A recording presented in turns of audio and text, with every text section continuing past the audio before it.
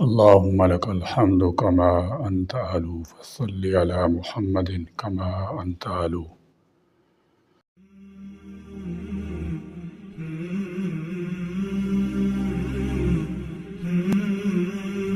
وفل بنا ما أنت أهل فإنك أهل التقوى وأهل المغفرة.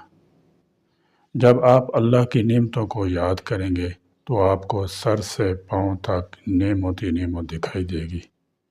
صحت و تندرستی، وطن میں امن و سکون، کھانا، کپڑا، ہوا، پانی، غرض پوری دنیا آپ کے پاس ہے، لیکن اس کا احساس و شعور نہیں۔ اس نے ظاہری اور باطنی نعمتیں تم پر انڈھیل دی ہیں۔ آپ کے پاس 2 آنکھیں ہیں، زبان ہے، 2 ہونٹ، 2 ہاتھ، 2 پیر ہیں۔ فَبِأَيِّ آلَاءِ رَبِّكُمَا تُكَذِّبَانِ۔ تم اپنے رب کی کون کون سی نعمتوں کو جھٹلاؤ گے؟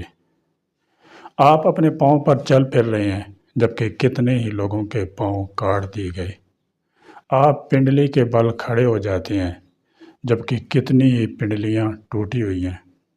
کیا آپ اس کے مستحق ہیں کہ پرسکون نیند سوئیں، جبکہ عالم زندگی نے کتنی ہی لوگوں کی نیند اڑا دی ہے؟ پیٹ بھر کر کھائیں، سیراب ہو کر پئیں، جبکہ کتنے ہی لوگ ایسے ہیں جنہیں کھانا نہیں ملتا، یا بیماریوں نے انہیں کھانے پینے سے روک رکھا ہے۔ کان کے بارے میں سوچیں، آپ کی سماعت درست ہے۔ آنکھ کے بارے میں سوچیں، آپ اندھے نہیں ہیں۔ چمڑے کے بارے میں غور کریں، برس جذام سے محفوظ ہے۔ عقل پر نظر ڈالیں، جنون دیوانگی سے بچے ہوئے ہیں۔ کیا آپ احد پہاڑ کے برابر سونا لے کر اپنی آنکھ کسی کو دے دیں گے؟ ہمالیہ پہاڑ کے برابر چاندی لے کر اپنی سماعت کسی کے حوالے کر دیں گے؟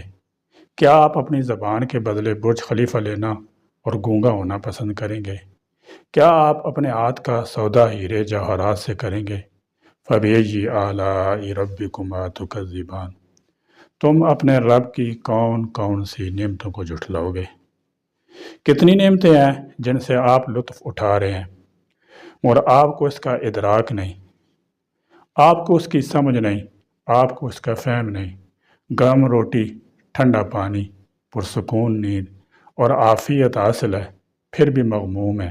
جو مفقود ہے، جو نہیں ہے، اس کے بارے میں سوچتے ہیں، اور جو موجود ہے اور جو آپ کے پاس ہے اس کا شکریہ ادا نہیں کرتے۔ مالی نقصان پہنچ جائے تو پریشان ہو جاتے ہیں، جبکہ خوش بختی، خیر، صلاحیت، نعمتیں اور دیگر قیمتی اشیاء آپ کے پاس ہیں۔ ان کے بارے میں سوچیں، شکر ادا کریں۔ اللہ تبارک و تعالیٰ میں نعمتوں کی قدردانی نصیب فرمائے اور ان نعمتوں کا شکر ادا کرنے کی توفیق دے۔ آمین۔ وآخر دعوانا الحمدللہ رب العالمین۔